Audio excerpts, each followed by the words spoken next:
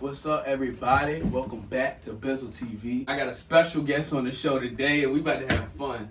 What up, ArtikPhreeze? What up, buddy? What's good with you? Man, chilling. Long time. Well, I can't really say long time on here from because we do communicate. You know what I'm saying? Really? But yeah, yo, been a minute since I seen you. I can say that. Real talk. Yeah, it ain't been a minute since I heard from you. Been a minute since I've seen you though. In the flesh. Yes, sir. It's the honor to get you on the show today, and I kind of don't know what to expect because I know you want to. We be having some deep conversations. You know what I'm saying? So I don't know where you want to go with this. You know what I'm saying? So I thought this one. I'm happy to be here. Hey, look, this about to be special. I thought this one out. We're gonna get in some questions, get to know you, and some funny moments and some deep thinking. You know what I'm saying? He got his thing, I got mine. You know what I'm saying? It's all love though, because we ain't doing nothing but putting some smoke in the air. Real you know shit. What I'm talking about? He gets the vibe out. So, Artie, what is your heart cold? Cause what came up with the name ArtikPhreeze? That's funny. I got asked that twice today. So, to answer your question, my first stage name or pseudonym, because we want niggas to educate themselves, moniker, whatever you want to call it. Pseudonym is more fitting. Street name, stage name, something like that. My first nickname was like DB, and that was for Dope Boy. You know what I'm saying? And I'm still chubby now. I was chubby then. So that's how I got that nickname. So I did that for a little while I was in high school doing music, or first starting out to do music. And then, you know what I'm saying, as I grew more into my craft or my artistry or being myself also with, you know, I started in 11th grade, I did a talent show or whatnot.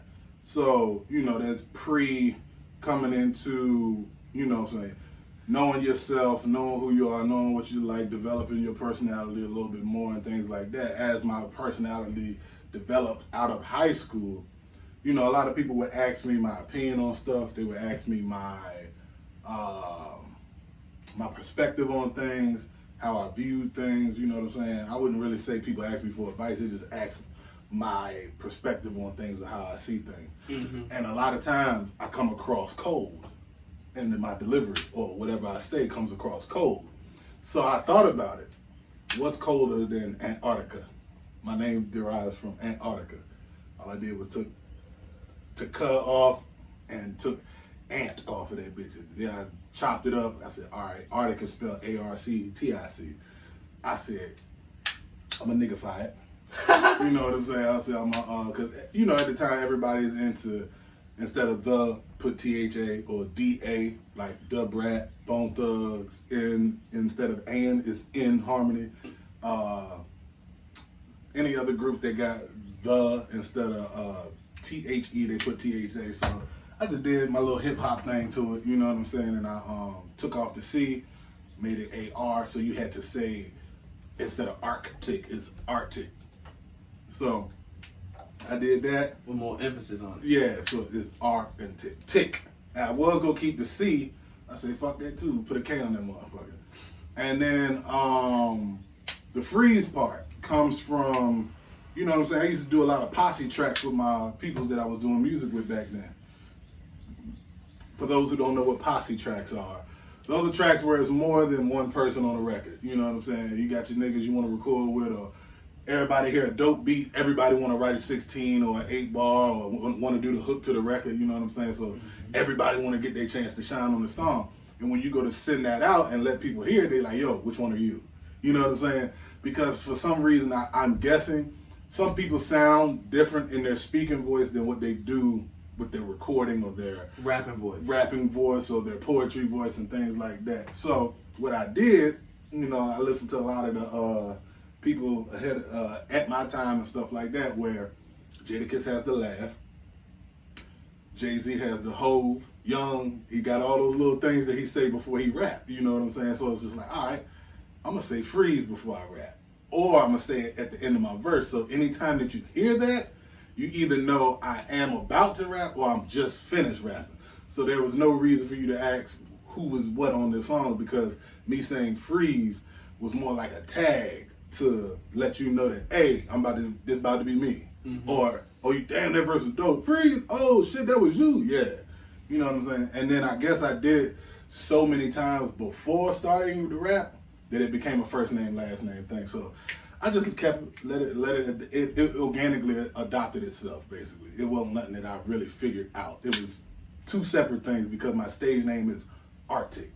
And then when motherfuckers would see me, I did so many feature records at the time. Motherfuckers would be like, yo, ArtikPhreeze! Yo, ArtikPhreeze!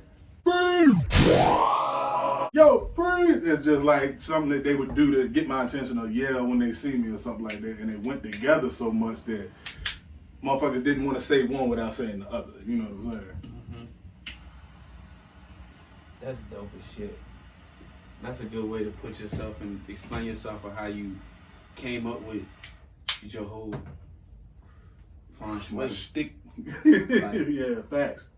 And I see you love glasses. What type of glasses are those? Oh, man. That bring out the whole, like, in this way. Yeah, we ain't doing nothing but little vintage frames, you know what I'm saying? As you can see, you know, you see one color right there, and then when I lean like that, you get another color. So, you know, transition, what do they call it? Flash transition lenses. Vintage frames, holla at Corey.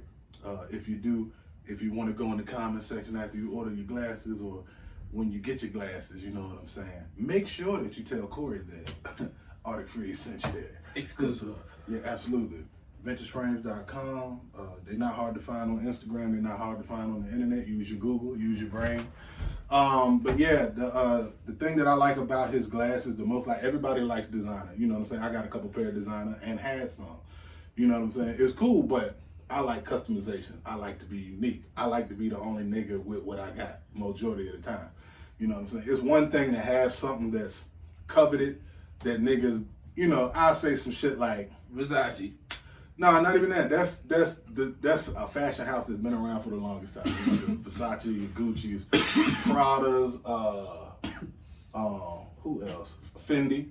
You know what I'm saying? Coach, things Louis. like that. Yeah, Louis. Those are big designer fashion houses that've been around for a minute. But once you start getting into the clothing lines like Hundreds, Billionaire Boys Club, Bape, Ice Cream, Human Made, Girls Don't Cry, shit like that, only certain motherfuckers really know about that shit. You know what I'm saying? The way that I tell you to keep up with that type of shit, you either follow Nego, which is the guy that created Bape, who now owns this shit, Human Made. That's his clothing, yeah, Human Made. And Pharrell, because they always are on the cusp of what's the new shit. You know what I'm saying? 9 times out of 10, the shit that niggas is into or niggas like, Pharrell and Nego done already been there, done that with their shit. You know what I'm saying? Or they hang around the people who got the new coveted clothing line. Even Cactus Flea Market, Cactus Plant Flea Market. She started working at Billionaire Boys Club and now has her own clothing line. So she basically took what she learned and just became with herself. Yep. And they can't do nothing but respect it. Pharrell wear that shit all the time. Niggas probably don't even know what the fuck it is. you looking at it, you just don't know what the name of it is. You know what I'm saying? You gotta be into that shit to really understand what the fuck is really going on. You see that shit, it's like, damn, that hoodie hard as a motherfucker. What is that? And if you don't know, like you'll see the socks he have on say CPFM or CPMF, Cactus Plant Flea Market, CPFM. And motherfuckers will look at it and be like, damn, what the fuck is that? That's the acronym, but do you know what Cactus Plant Flea Market is? You know what I'm saying? Cactus Plant Flea Market. So it's like little dope shit like that. I like shit like that. So back to Vintage Frames. This is why I like his eyewear design. He carries designer glasses and things like that if that's what you're looking for. But I like the stuff that he designs because how many, like, I don't know if they can tell on camera. I can get up close so they can see it. You can get up close and they can see it. You know what I'm saying? And you can see right here. These are 2 middle fingers on my glasses. You know what I'm saying? Like, it's about the details, big dog. You know what I'm saying? I always enjoy things like that would make people double look. You know what I'm saying? Be like, yo, you could be sitting there, like, I was talking to people at my job, and they'd be like, yeah, something. Is your glasses flicking me off? Like, you know what I'm saying? It takes somebody to really pay attention to detail to actually notice something like that. So, along with him putting out this frame, he got it in all types of different colors, but also with his line of what he does, what I think makes his sunglass line or his glasses line unique to everybody else or beats everybody else out, bar none, even designers, is you can change the lenses to any of the glasses that are on there. It don't matter what frame it is, typically. You know what I'm saying? So he basically got some customizable glasses, like with some Lego shit. Yeah, basically, like he'll have a set of frames and he'll have different lenses in them. But when you order the glasses, you can change the lenses again. So I like shit like that because even if somebody else has vintage frames or they bought the same frame set that I got, if you don't have the same lenses, we have two different unique pair of glasses. You see what I'm saying? Mm-hmm. Like you can have this same shirt on, but if yours is black, it's still different. It's the same brand, same shirt, but it's different. They got to change the cotton made it hold the whole background of the shirt change and makes it different. So, you know, even there's certain things I feel like you can't really escape in life that 9 times out of 10 most people are going to have or come across and get for themselves. You know what I'm saying? It's only in a few cases you get a one-on-one unless you really get something totally customly designed to you and for you. Mm-hmm. And they don't plan to make that shit ever again. So just take things like sneakers, shirts, glasses, anything where you can add a little bit of yourself or change it or make it to the way that you want it to be. Like even with my sneakers, somebody might have these, but I change every time I get a pair of sneakers, I lace swap them. Yeah, who wouldn't? Just for the simple fact that I know everybody is gonna have the hot new release or try to get the most coveted release, the most what do they call that shit, man? The new drop, not even that hyped shit. You know what I'm saying? So even if you do, and we fuck around and, you know, 9 times out of 10 they make like 5,000 pair of sneakers or 100,000 pair of the same sneaker, you know what I'm saying? Because they want a certain amount of people to get them. If you still want it to be limited, you'll do less. So even within that, at the same time, I'd rather lace swap and you can admire my shoe and be like, oh damn, that nigga on his shit or he know what the fuck is popping. But mine ain't come with them laces. Where you get them from? Yeah, nigga, this me. You know what I'm saying? This shit different. Yeah, like we here, but it's different over here. You know what I'm saying? Yeah. Yeah. So, a whole different lane. Yeah, it can give you your own individuality with anything that you do. That's why I like this sunglass line and shit like that, because the lenses that came with these weren't originally these lenses. I ordered these lenses to be put in here. So that's why I really like his line. Even when I get my sneakers, like I said, I lace swap. Billionaire Boys Club, I just feel like that's a certain amount of people who actually are on that shit, BBC and ice cream. You talking to a nigga that been wearing this shit for 10 years. You know what I'm saying? I got tags that say made in Japan when that shit was strictly made in Japan. When it was damn near like a sister or a brother clothing line, the Bape. Y'all niggas, at the time when Pharrell had sold his shares of BBC and ice cream to Jay-Z and shit like that, that's when that shit started popping up in DTLR, your Jimmy Jazzes and all that shit. Shit was all over the place. I used to call that shit We Are the World BBC and ice cream because the tags would say USA, Hong Kong, China, Indonesia, Ukraine. The tags said all types of shit. And then back in them days, 10 years ago, or over 10 years ago, that shit strictly said made in Japan. Made in Japan. Every shirt, every pair of jeans, every pair of socks, everything was made in Japan. It's cool now that Pharrell bought his shares back, so that's why I started wearing it again. I could just tell from looking at it that it was something different. It was going back to normal. So once I figured that shit out and then the news actually dropped, that's when I jumped back in. But that whole year that Jay-Z was running it, respect to Jay-Z. I got love for Jay-Z, but I won't fucking with it. And I'm going to just keep it a band because everybody had access. And when that shit was, when you out here paying $500 for a pair of jeans, you're paying $96 for fitted caps, you're paying $92 for t-shirts, you're paying $140 to about $165 for one polo. That's the price range. Niggas won't paying that. Niggas won't looking to pay that. Like niggas is into designer now. Yeah. Niggas understand it now. Before back then. Yeah, it seems like the more money that you spend on something, you get a better quality product. That's not always true, but it's mostly the case in most brands. If you're gonna pay that much, it's a reason you're paying that much. Aside from the name, you're getting quality with the brand, or you would hope you're getting quality with the brand. Mm-hmm. So, I got a next good question. So, I know you've been rapping for a long time. Like, you got any new upcoming music? Or you just enjoying life. You know, if it come, you'll. Yeah, it's one of them things, bro. Like, I always have a love for it. I went out on a high note. You know what I'm saying? Everybody, if you're looking for any of the documentation, just all you got to do is Google ArtikPhreeze. ArtikPhreeze. It's YouTube. It's pressed up. Whatchamacallit, like people that did what's the websites where they write up blogs? Blogs and reports on you and shit like that. The documentation is out there. Like, niggas just need to do the research, you know what I'm saying? Especially people that are younger than me. You know what I'm saying? That's one of the things I feel like is the problem with the youth. Niggas want information, but you got the phone right in your hand. Nigga, use that bitch. That's why I respect you. Anything that you want to know, you look it up. You got to. Yeah. We the new generation. You got to know everything. If it's a question, you just look that shit up. Yeah, y'all got access to everything, especially with the phone. The phone is a goddamn laptop at this point. The phone is a computer. You know what I'm saying? Basically. So, I've had a couple of instances where I caught myself listening to some shit and I'd be like, damn, I want to get on there. You know what I'm saying? Or, damn, that would be dope if I got on that motherfucker. I had a couple people that inspired me or sparked the fire in me to make me want to rap again. But who your favorite that make you hit that booth though? Your number one or your just top two?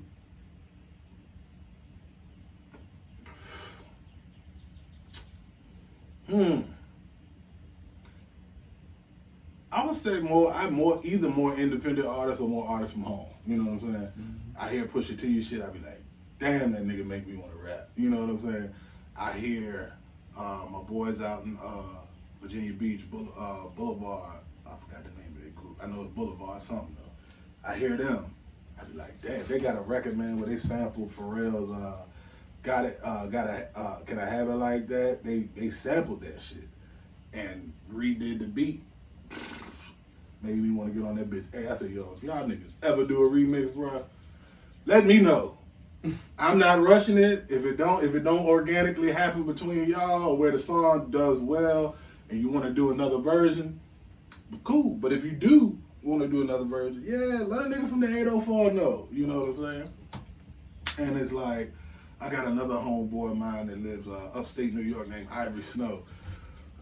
Sometimes when I hear his shit, because that nigga produces, he's like Kanye West, bro. That nigga produce and rap. Make his own bro, stuff. That nigga is nasty. Fire. Very nasty, bro. Him, he on YouTube? Of course. He's everywhere. Yeah, Ivory Snow, my boy Con Rizzle. Them niggas is nasty, bro, with that producing and rapping. Con Rizzle is originally from North Carolina. He's in LA right now, though. He trying to move around a little bit. But them two, man, even when we was younger, or, you know, back in the G, even then, bro, hearing them niggas' records, bro, I was just like, God damn. Not even competition, it's just still sharp as steel, you know what I'm saying? Yeah. Hearing how dope they were, it made you want to be better so that you could be affirmed by them, or they would fuck with you. Yeah, I want to, you know me, I be wanting to use bigger words. It'd be more like a confirmation of, oh yeah, you dope too. And I had the opportunity one time to rap over one of Ivory Snow's tracks, and I fucking blazed that bitch. I was so hyped that it was his beat. It was like 4 of us on the record, and I had just got my job at Amazon. If you do work there, please go to the ship dock. Nowhere else is good. I mean, pack is good, you know what I'm saying? Pick is good if you don't want to talk to motherfuckers, but the ship dock is where it's at, and that's all I'm going to say about them niggas. Jeff Bezos owed me a check for that, by the way. Anywho,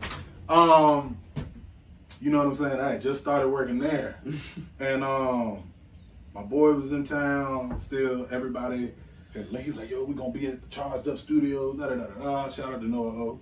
Shout out to Chubbs. Them niggas are still running around here doing things. I know you probably heard of Noah O. Nah. Possibly. Okay, you need to get out there in Richmond a little bit more. You'll definitely hear about that brother. I hear more like now the new Richmond artists. Okay. A lot of the old Richmond artists, I got to do my little research. Yeah, Noah O is dope people. He good people too. Okay. Got a store out there too. But we went to their studio out there. I don't know if they still got it or not, but it was on Broad Street. Nice setup, bro. That shit was nasty. Shout out to Yankee. Yankee was the nastiest young nigga engineering, bro. I mean, talented, bro. Nasty. The nigga was so goddamn nasty at engineering, bro, that Ivory was trying to, he had his laptop with him. He's trying to change the beat up so that every individual artist has a different sound when their verse comes up. The nigga went ahead and engineered that while the dude was trying to do it. He wasn't as quick as the goddamn engineer. The engineer just, all that shit that Young Money was doing, that with a beat double up and shit like that, or triple up and shit, he was doing that shit then. Already. Yeah. It was around the same era, but he was doing that shit in the studio, flipping it before the damn producer could fucking be like, oh, let me change this, let me figure out what to put here. Because producers are technical, you know what I'm saying? They'll try to figure out what works with your voice and shit like that. That nigga went in there like, nah, no, I'm gonna just flip it. I'm gonna chop it up a couple times, bring it back, reverse it right here, bring it back. That nigga was nasty, bro. But went in there, told my homeboy, I said, yeah, everybody writing at the same time. One of my niggas, Chance Fisher, shout out to him, he already had his verse in his goddamn head. I don't know if it was one he never used or one that he memorized and never got off, but he already had his jump. Me, my boy Octavian, we were in BC Music First. Me and that nigga, all of us was in the studio writing. Like, I think I was typing my shit in my phone because I had like not a PDA, but like something like a Motorola Droid. The first one that slid up and shit. So I'm in that bitch typing my ass off. I'm knocking my verse out. Octavian writing his shit on paper. Chance good, he just going over his shit mentally. And BC was writing his shit down too. I asked that nigga, my boy Octavian went in there and dropped his verse. I said, you got a hook? He said, no. I said, all right, I got you. Went in that bitch, knocked my verse out. While the engineer was sitting there engineering our shit, or I went in there, did my doubles, did my ad-libs, did my sound effects, goddamn track, and then got out the booth. This nigga is in there. The nigga was nasty, bro. The nigga was engineering the shit as I was fucking recording this shit. That's a different type of nasty right there. But he still had some shit to touch up while we was outside the booth. So I said, oh, you ain't even got the hook yet? All right. I said, yeah, I got the hook. Went in there, dropped the hook. Nigga went in that bitch, did a 16 and a hook. An 8-bar hook. Damn. Niggas won't play it, bro. Like, niggas, when it was on, it was on. It was on. Yeah, it was all the way on. So I was so hyped to get on that nigga beat, man. I told my boy, I said, I give you a hook, nigga. I can make a hookup right now that fits all 4 of these different individual people that come from different walks of life and different lifestyles and different shit like that to where it fits for everybody. And it worked out. Shot a video for that bitch and everything. That Get It How You Live joint, that one.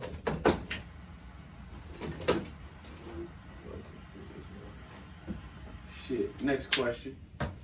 Well, I got a few next questions. We about to get to another segment. I added a new segment. It's called Funny Cues. Oh boy.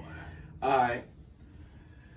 Well, let me describe Funny Cues. Yeah, go ahead. Go Funny ahead. Cues is a game that we play. I'm just gonna ask a few set of questions and you just hurry up and just tell me what it is and in a quick amount of time off the top of your head, just the first thing, and you cannot change your answer. If it's funny, who cares? Shit. Okay, that means that you gotta be dedicated. You gotta be dedicated. You gotta stand on that shit. This is Funny Cues. Gotta stand on it. Soon as the first thing that come to mind, okay. Alright, question 1. Favorite meal? Whole meal? That's easy money. You ready? Fried catfish, fried potatoes, some cornbread, even some cabbage or some greens, and some yams. And a fucking Arnold Palmer lemonade or a sweet tea. Ooh! Country meal right there. Fill you up. Nigga, you going to sleep after you eat that shit. And it don't matter if you smoke before or after you eat. It will prefer you to smoke before you eat. Because after you eat, you might go to sleep with what you smoking in your hand. No cap. Yeah. Next question. Are you scared of heights? It has to be really, really high for me to be scared of the height. Cause I ride roller coasters. Roller coasters ain't shit for me. I've jumped off of 2-story houses before. You know, that's when niggas was out here sneaking and geeking, being in other people's houses that you ain't supposed to be in at a certain time, doing what you do. You feel me? Yeah.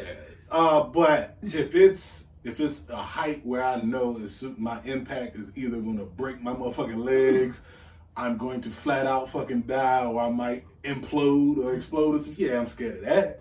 You know what I'm saying? Like the motherfuckers that climb the towers and shit like that to actually fix wiring and stuff, that when they would be way up in the air, I said, yeah, I can't do that shit. That's too up there. But I do want to skydive. I'm not scared to do that. So you like in the middle of you scared of heights or not? It's like this. It's like 1 foot in, 1 foot out. I feel like if I don't have a safety something to help me or pull me back, or like a parachute or something, and it's going to be a wrap, yeah, I'm scared of that shit, because I ain't trying to fucking die doing this shit. You know what I'm saying? Even though you can die doing a skydiving, you can pull your chute and they're not open. You know what I'm saying? It's a lot of shit that can go wrong. But I still want to skydive. I'm not scared to skydive. I probably would really like enjoy doing that shit. But I want to do that too. If I'm at the what was like we shot a video on Have a Nice Day Cafe does not exist anymore. It's an apartment complex now. We shot a video on the roof, and man, just looking over the edge, even though it's a 3-story building, it's high, but it ain't like climbing a goddamn tower or a skyscraper, you know what I'm saying? And I'm looking over there, I'm just like, whoo, that's a mean ass fall, bro. Yeah, you probably could stay alive from that though. You know what I'm saying? Now, 3 stories, yeah. You look at the Bank of America building and you look down, it's like, yeah, that's death. You praying on the way down, you know what I'm saying? Your whole descend down. You praying to God, hey man, just forgive me for everything, please God, because I know when I hit this ground, it's raps. The goddamn lungs probably gonna come out your ass when you hit the ground. That's real shit though. Real shit. All right, next question. What's your favorite superhero? That's good, but it's very easy because I'm a Marvel guy. Okay. So I love Marvel. Nightcrawler. Ooh, from X-Men. Absolutely. Do you know why? There's a lot of reasons though, but I want to know why. Why? All right. Simply the power to teleport. That is an amazing power to me. And I also am a big fan of Ninja Turtles as well. That was one of my favorite cartoons growing up. And Ninja Turtles always got this type of hand. You know what I'm saying? They know, one thumb and then these 2 fingers, whether it's like this or not. You know what I'm saying? Nightcrawler's hands was like that too, and his feet was like that. So that was another thing I liked about him. Nightcrawler's into religion as well. He has his own relationship with God. He's also been a pastor in the comic books, all types of stuff like that. So he's grounded. You know what I'm saying? Very level-headed character. Even though he blue and furry in the motherfucker, I feel like I'm black and furry. You know what I'm saying? But yeah, Nightcrawler. Also excellent, I think a martial artist as well, a swordsman.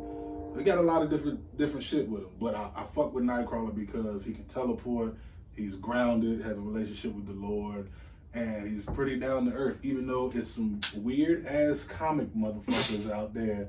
Not Marvel, but it's some weird people that, you know, motherfuckers do their own rendition of cartoons and draw them and shit. They be trying to make Nightcrawler gay, and it seems like they always want to do that with religious people. So I don't understand. I like the original Nightcrawler. Not that shit that the motherfuckers be drawing. They be having pictures of that nigga kissing Wolverine and shit, and I'm just like, why? Not because they're weird. You right. Because I don't know. We ain't gonna get into all that, but it's okay to be weird. But you know, yeah. I think some of the weird shit should come with like not parental discretion is advised. Yeah, that type of shit. So that you know if you're not into that, you can go ahead and not view it. Yeah. But when it just pop up on you, it's like, oh, you bitch you. I was not ready.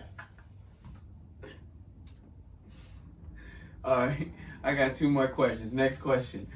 What is your dream designer car?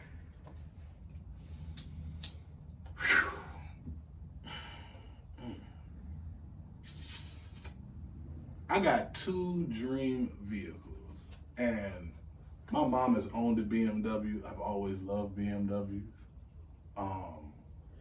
But I don't think I would want one because BMW is a car that I admire from afar, type of thing. You know what I'm saying? I like it, but it can stay over there. I can love it from right here.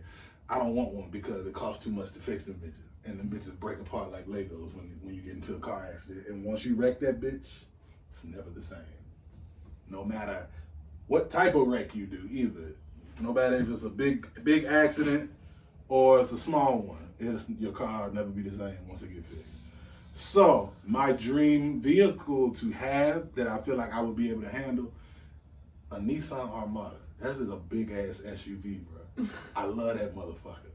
And my mom was gonna get one, but they wanted fucking 50,000 or 58,000. But that was a better time than right now, because I'm pretty sure it's probably up in 100,000 if you want that bitch fully loaded. Them bitches are so high tech now. They making them electric now. Them Armadas. Jesus Christ. They got electric versions, I think.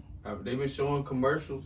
Nissan been having these electric trucks. I think I like pickup trucks too, but if my dream vehicle would be a Nissan Armada. Okay. That's alright. Well, last question. What was your favorite rock star moment as an artist? Wow. Damn. Oh, you go, ooh.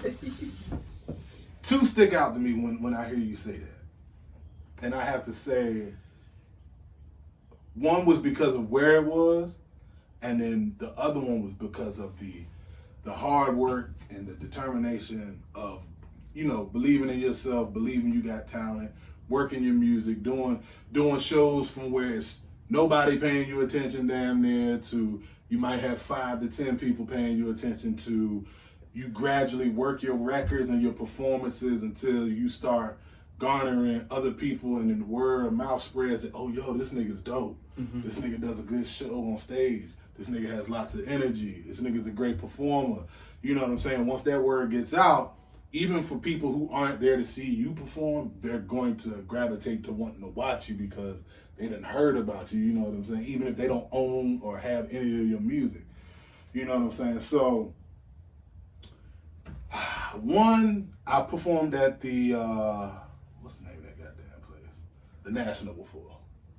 And it was all independent artists. Shout out to my nigga Doda Paperboy. He put it together. And Against Grace, I think that was the name of that rock group or alternative rock group. And they put it together. It was nothing but independent artists. No headliner, no big act, nothing like that. No big super local superstar, nothing like that. All of us indie artists. And we packed that bitch out, bro. Packed the National. Oh, yeah, the National. Yeah, the National. Yes, the name of it. Yeah, the National. We packed that bitch out, bro. Packed it. It was motherfucking upstairs. It was motherfucking, the floor was full of people.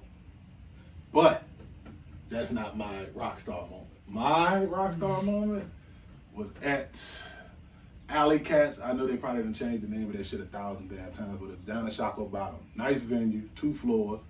Oh, so this some I won't old enough when this place was around. This old club. I don't know, man. It was I would have to look at the YouTube video. Shout out to my nigga BC because he recorded the footage, and it's on YouTube. I don't know the year exactly, but like I said, if you just type in my name, I want to say it's 2013, like late 2012, 2013, somewhere around there. And my dog Octavian and Kane McCoy, they used to do these, I don't know if you want to call it a showcase. It wasn't really festival-like, but it was big for the 804 for what they was doing. Where basically, you know what I'm saying, they had different venues. It's funny, bro, because it was like, talking about this shit and just looking at what my niggas had did back then, we was really making power moves, and we just really didn't have the right people around. If this was New York, them niggas probably would have got picked up and would have been doing shows for some of the biggest artists by the way of they doing how they did for this event. It was called Epic Fest. Epic Fest.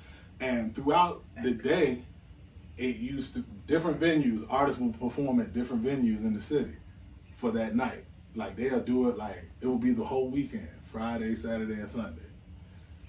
niggas will they might be 2 or 3 different shows going on in 2 different spots, and whoever you paid for with your ticket or whoever you wanted to see is who you went to go see at that venue and shit like that.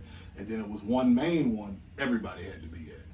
You know what I'm saying? So the one that we had, they did this shit quite a couple times too. This shit was dope. The very first one we did, it was just one venue for the weekend. Shout out to Family, he was our headliner and shit like that. From 757, Star Trek, Pharrell's, People's, Pharrell artists. Dog.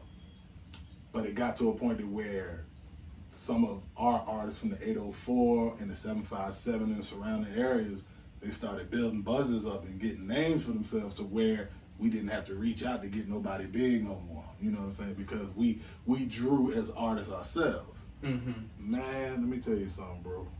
Got to that goddamn and let me tell y'all niggas something. Don't be feeling like you too big to sell tickets and no shit like that. Let me put niggas. I'm gonna give niggas a little game on this one. I didn't like selling tickets myself, so what I would do is they'll give me, yo, we're gonna give you $200 worth of tickets, and they want you to sell a ticket for $5 or $10 a piece, right? Right. If you, hopefully you're working and you have money, buy your tickets. Once they give you the tickets, wait like a week or whatever. When you get your money, buy the complete package of how much your tickets cost. That solidifies you to be able to perform regardless. See what I'm saying? And sometimes back then, they used to line you up depending on how many tickets you sold. If you sold all your tickets, you prime time. Mm-hmm. Because all they want the money to pay for the venue. You know what I'm saying? So now that you got your tickets sold already and you got the tickets, it's like drug dealing a little bit. You know what I'm saying? Or aftermarket. You can, after you bought it for retail, now when you sell it to other people that you're performing with, you can either make your money back, you can double your money, or you can triple your money. That's why I ain't never had no problem selling tickets. Depending on the venue or how long my set was, they might be, yo, we gonna give you a 20-minute set. 20-minute set? Shit, I'm tired of the motherfucker. I want to sell these bitches for $20 a piece. Get back. You know what I'm saying? So that's a little game for niggas out there that be, I don't want to sell no tickets. Nah, bro, sell them tickets. Sell them tickets. Get your money back. And then some. I had to sell some tickets. Like shit. Fuck it. Mm-hmm. But that's a little free game, you know what I'm saying? Get your money back. You can get all the way back. Real talk. So, but my most rock star monumental moment was there at the Alley Cats. I think it was called something else then too. I can't remember. They didn't change it. All they do is change the name of venues out there. Be the same fucking building. They might renovate it a little bit, add something, and then just change the name of this shit. But the old Alley Cats, I had sold all my tickets. My clothing line partners was there. They had a table. YFD clothing was out there in full effect. Nigga, I hit that goddamn stage. I did like one record that I had a feature on. Shout out my nigga V-Dot. I did, I'm trying to remember how I did my set. I started off with a record that everybody who's been paying attention to me at the time would know. Started off with that. Then I did my feature. Dropped that 16. Some niggas that did know it, you know what I'm saying? Whatever. Most people didn't because it was a new feature. Then I went into my original records that I've been working for the past year, 2 years, 3 years, that were knockers. You know what I'm saying? And nigga, you ever seen Young Jeezy when Young Jeezy was new and he would perform and the whole audience would just sing his shit? Yeah. And that nigga would just be standing there, and they'd just sing the rest of the record. That shit is a rock star moment, nigga. And when I went to perform my records and them niggas was singing that, from motherfuckers that just jumped on stage. What's the name of them? I'ma Get Mine and Money Train. Money Train. Yeah, AKA Breaking Bread. It was originally Breaking Bread, and then because of how the hook is, everybody called it Money Train. But, dog, I did them 2 records, and I don't even like niggas on stage when I perform. I like to just get off on my own. But niggas love me and love my records and my energy on stage so much. Even motherfuckers that don't rap or don't hold a microphone, they just want to be on the stage with me. Just to rock out, energy-wise. You know what I'm saying? So that's a cool aspect too. I had motherfuckers up there twerking and dancing and all types of shit. I looked at it, one shout out my nigga Tally, the nigga made me spill my drink, but I kept the show going. I kept rapping. You gotta keep going no matter what the fuck happened. I broke a chain that day, all types of shit going on. But I kept performing. They had a wild. Yeah, it was a wild night, bro. There was a lot of shit going on that night, man. But you gotta keep performing no matter what. And bro, when I got to that goddamn breaking bread, that money train, the feeling, bro, is remarkable just to see motherfuckers you know or motherfuckers that have been paying attention to you. It shows the progress in the work and your belief in the record or your belief to work that record. Breaking Bread, Money Train used to be either the first record I used to do, and then once I seen how many people enjoyed it, it got pushed back even more to where motherfuckers would ask the fucking most, what do I like to call them? Fans? Not even that. No. It's a type of question I can't really think right now. I'll just call it ass backwards. It's like, if you see me perform, motherfuckers be like, yo, you doing Money Train? Yo, you do. It's like, come on, bro. That's a nonsense question. Like, why the fuck wouldn't I do that? That's my biggest record. You know what I'm saying? That's my biggest stage performance record to where I get the crowd going dumb nuts. Like, they go fucking ballistic when I do that shit. So why wouldn't I do it? You know what I'm saying? Rhetorical. That's the word I was looking for. It's a rhetorical question. So it's like you asking me, but you already know the fucking answer. Like, come on, man. You just want to hear me say yeah. You just want to hear me You say just want to yeah. hear me confirm it. You know what I'm saying? So once I seen that that's what niggas wanted, I would make them wait for that. Because if I did it too early, all right, I'm good. I heard the record I wanted to hear, and now I'm out. Nah, nigga, my set 15 minutes. You gonna be here for 15 minutes. You're not gonna hear what you want to hear and then walk the fuck off. So if you got a record, excuse me, that you working, because people gonna stay until they hear a certain record. Yeah, once like they hear that one, they want to bounce. You know what I'm saying? No matter how late in the night it is, they might have to work the next morning. Nah, if you paid for your ticket or whatever, I'm gonna make you earn this goddamn performance. Like, you gonna get this shit. Like, you gonna have to enjoy this shit in totality. Like, I'll start that shit off slow, like. And, you know, motherfuckers honored me out there as far as, like, my performance and shit like that because they knew I had energy. They knew I was going to make the crowd jump. So they would always try to have me damn near headline a show or next to the headliner. Like, hype it up for whoever's going next to last or the last performer. So what they would do is put me up there to perform, and them niggas would give me, like, ridiculous minutes, bro. And I had that much music, but I'm gonna tell you what, I would not perform that long. Like, niggas to give me 30 minutes or some wild ass shit like that, and I'm just like, I don't need 30 minutes to captivate people. Mm-hmm. I would chop that shit up in like 20 minutes. You know, at the time we doing fucking 16s, 3/16s, maybe 2/16 bar versus 8-bar hook, you know what I'm saying? That'll bring you about 3 to 4 minutes right there. All I need is 20 minutes. I'm going to shut this bitch the fuck down. Watch. Man, come out there, set it up a little something light, and then go heavy the rest of the way out. And I had that bitch jumping. And that helped them because if they were running behind in time, that was a catch-up moment. You know what I'm saying? Where you could throw another person in there that you thought you weren't going to be able to get, or you told them you going to have to cut their set. You can actually get them their time if they really need it. I don't need 30 minutes. I don't need 35 minutes. I don't need 40 minutes to get motherfuckers to like me. Because I feel like if you overperform, you're forcing people to like your music. Yeah. If you give them just enough, they're going to be hungry for more. And you're going to have to catch me the next time I perform. Yeah. So, yeah, that was my rock star moment, dog. I did that motherfucking record, and them niggas was singing that shit word for word. I damn near dropped a ghetto tear up that motherfucker, bro. That shit it's dope as shit, though. And I'm glad that it got caught on video. And that shit was a beautiful moment. That's dope. Well, I got another part to say for you. Do you have any message for the youth? Like anything out there you got to say for the youngest? Woo, so much. First and foremost, appreciate you giving me the interview. And then number two, I appreciate how we met. Even though it was at a workplace, what you said to me stuck out to me more than what I did stuck out for you. Or reciprocation is respect. Is basically we both respected each other the way that we met each other. You On know the what I'm saying? same wavelength. Yeah. So it's like I even talked about this shit in my diversity and inclusion class, and I told them like, you know what I'm saying. I'm 37. You know what I'm saying. Might not look it, might not dress it, whatever the fuck that entails. Black don't crack. Anywho, you know what I'm saying. Eat healthy, drink water.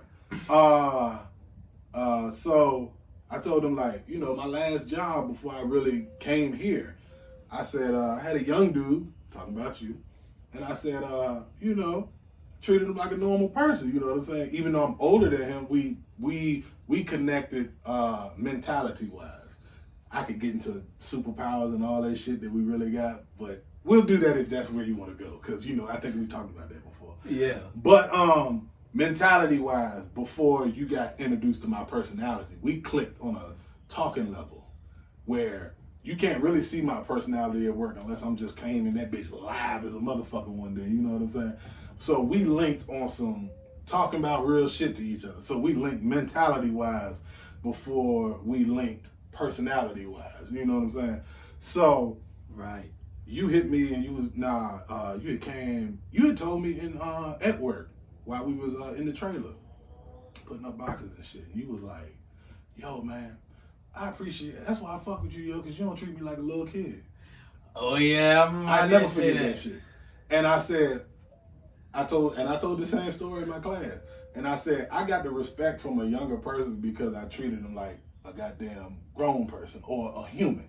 Yeah. You know what I'm saying? I said, well, I'm gonna treat you like a little kid. You here working just like I'm working. You're getting a check like I'm getting a check. You're getting taxes taken out your check just like I'm getting taxes taken out mine.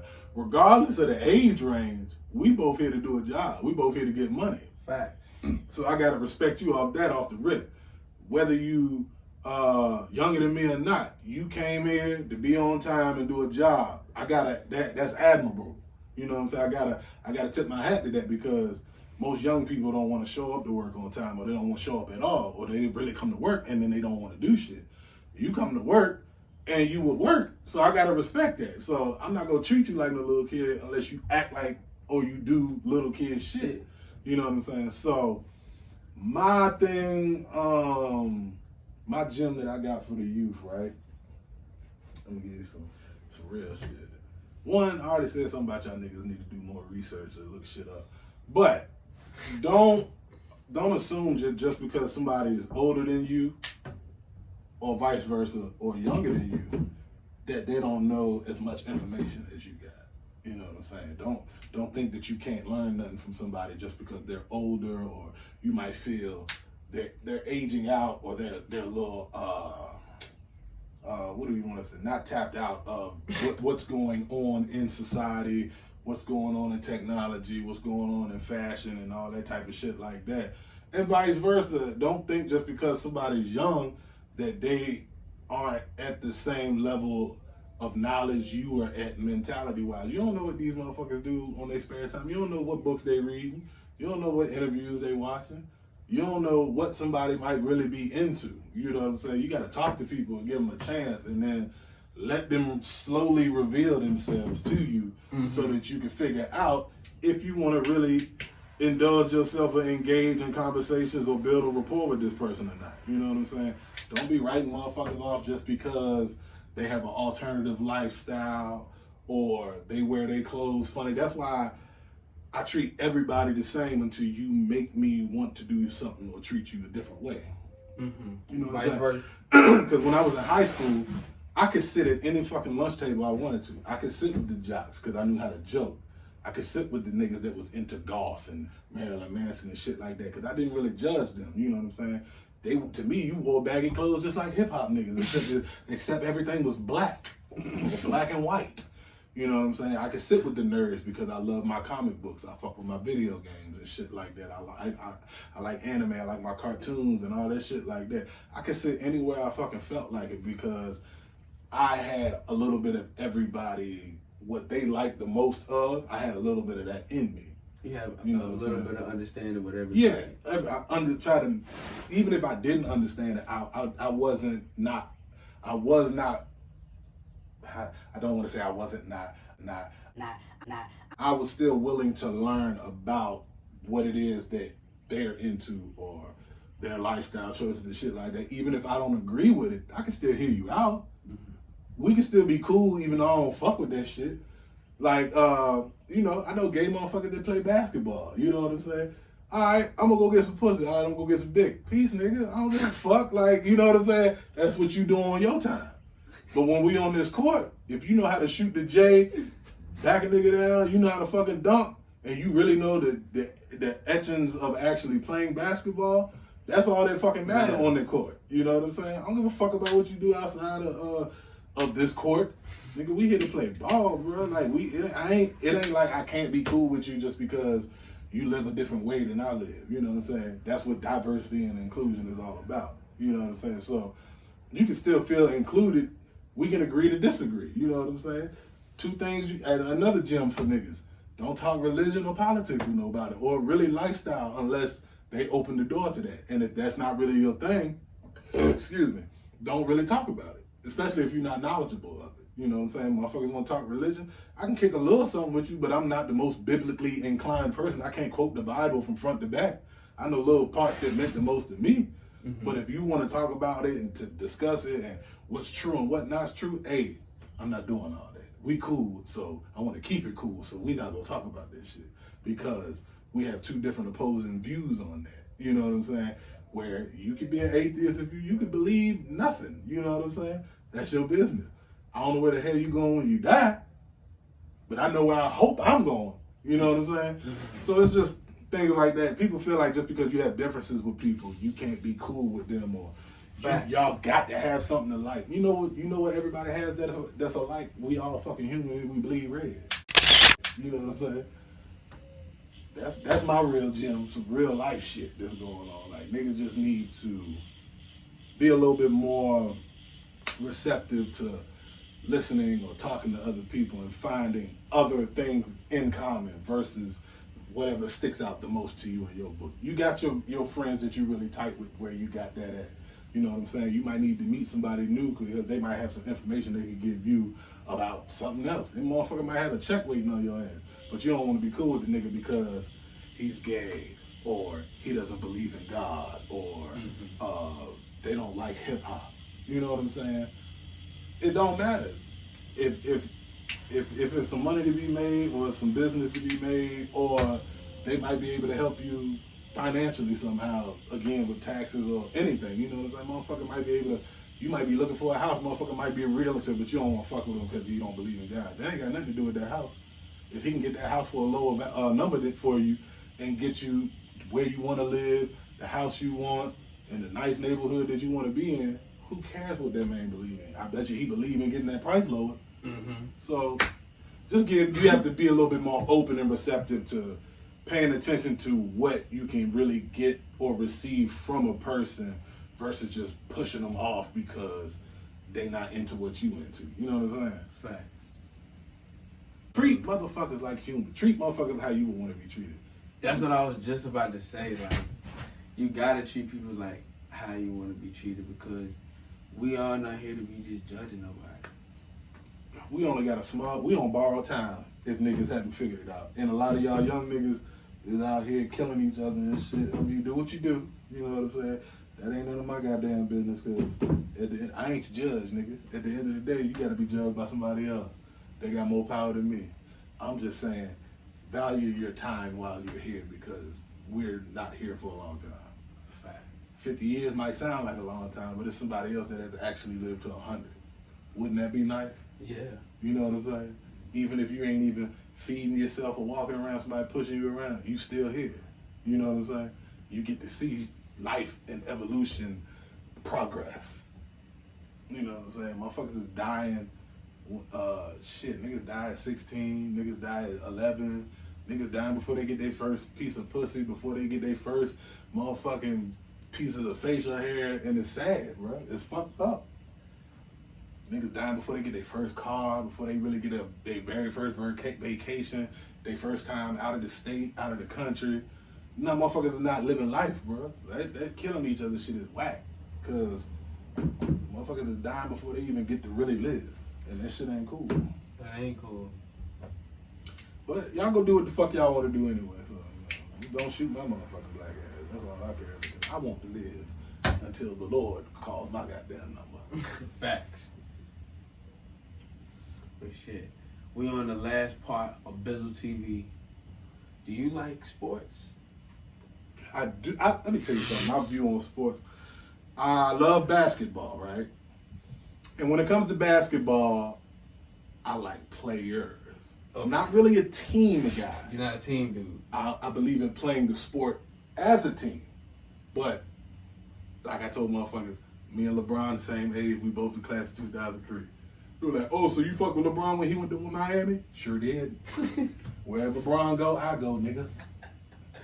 If he want to be a travel agent, then goddamn it, we traveling. Goddamn it. We gonna see the world. So, but stuff like football, I fuck with football and the link. I even fuck with hockey. You know what I'm saying? Shit like that. Okay. But I enjoy sports for the enjoyment of the sport. I'm not rooting for nobody when I'm watching football or basketball or anything. I might know a little bit about the fouls and shit here and there, not more than what I know about basketball. But I'm not really rooting for nobody in no other sport unless it's basketball because I have specific players that I like and I like those people to win. You know what I'm saying? So when it comes to sports, if it's outside of basketball, I enjoy it for the sport. I'm the nigga that you'll see like, I'll be like, ooh, damn, that nigga got hit hard as a bitch. Hell yeah, touchdown, that was a good run. They be like, yo, who the fuck are you rooting for? Nobody. I enjoy the sport. Yeah, I'm enjoying the sport for the sport. I feel like life could be a lot more better if people just enjoyed it like that too. But you know, that's a whole other topic. But yeah, man, I like certain players. Basketball is my shit though. I fuck with basketball. That's dope. And this, I told myself, I said, you know what, I'm gonna bring this out because what you got? This is before we end the show. It's a lot of times that like I know that this is a controversial topic because I'm good at these. Look, I like this shit. My boy ArtikPhreeze is a huge fan of Kevin Samuels and a huge fan of Minister Jap. And rest in peace to the Godfather. Church check in. Rest in peace to Kevin. And all those dated coaches like Alpha Male and all of them, like, for what your intake, like, do you feel like our women are ever gonna get better with us? Wow, fuck. Ain't no hope. Let me stop. Ain't no hope. I ain't gonna say all that, man. I'm being facetious. I'm being facetious. It probably it's hope. It might be hope. It's hope for people who love themselves and want something out of life. Let me put it that way. For people who want to live for the moment or a fast life, you know what I'm saying? It ain't gonna go good for them, bro. I can't tell you how many times it's been females that I've wanted to talk to early in high school that never gave me a chance, never gave me a shot. And y'all niggas need to learn how to deal with rejection too. Especially, I feel like once you're in high school, once you graduate, once you're out here in the real world, you're 18, you're working, you're making money, you're doing whatever you need to do to survive and live life like a law-abiding citizen, you should know how to deal with rejection by then. You've been told no a lot of times in high school. And a lot of niggas don't go as hard as you do for how you earn your money like you do to go get some pussy. And that's sad. It is. There's niggas out here, a bitch will tell you no, and can I get your phone number? No. That's direct communication. After that, it's a wrap, my nigga. You ask for the phone number and the bitch said no, leave that shit alone. It's not for you. Just leave it alone. Niggas are, can I get your Facebook? Can I get your Instagram? Can I get your Twitter? Can I get your motherfucking AOL, AIM? Can I get your Gmail? Can I get your Yahoo? No. You asked for the phone number, bro.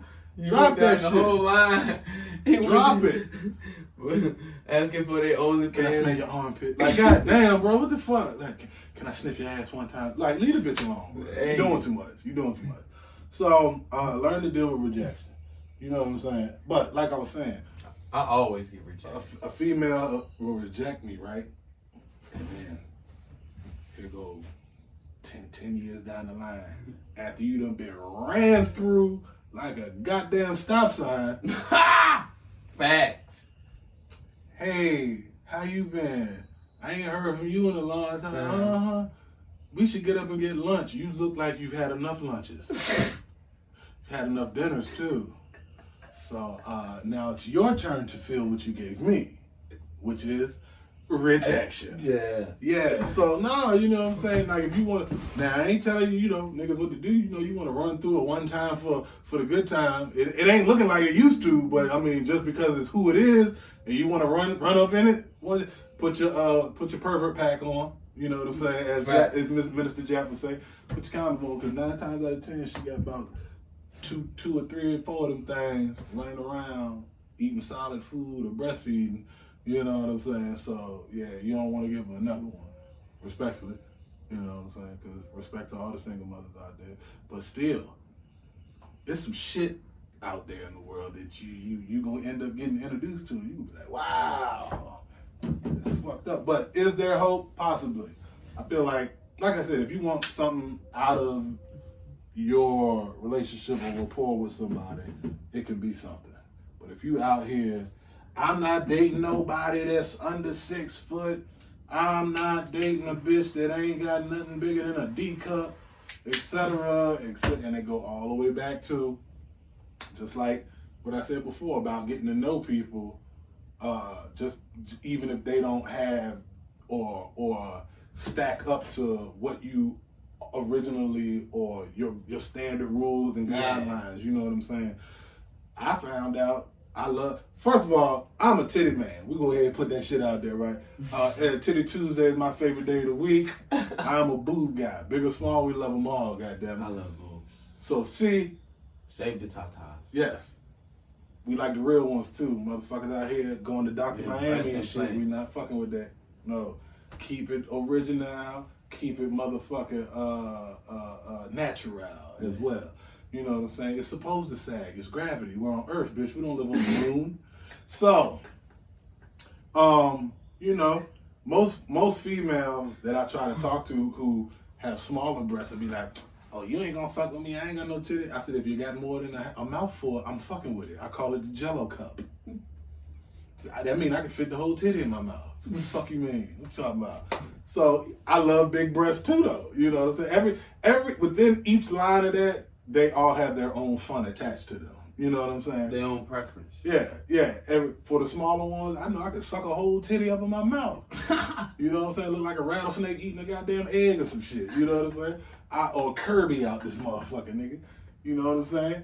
And then for the girls with the bigger breasts, I can't fit all that in my mouth, but I know how to have tons of fun with them motherfuckers. You know what I'm saying? You said you look like a rattlesnake with what? With an egg. You know snakes eat eggs and shit, man. You ever seen a snake eat an egg, nigga? They unhinge their jaws and shit, and they swallow the whole egg. And they just be sitting up in their ass until they work it all the way down.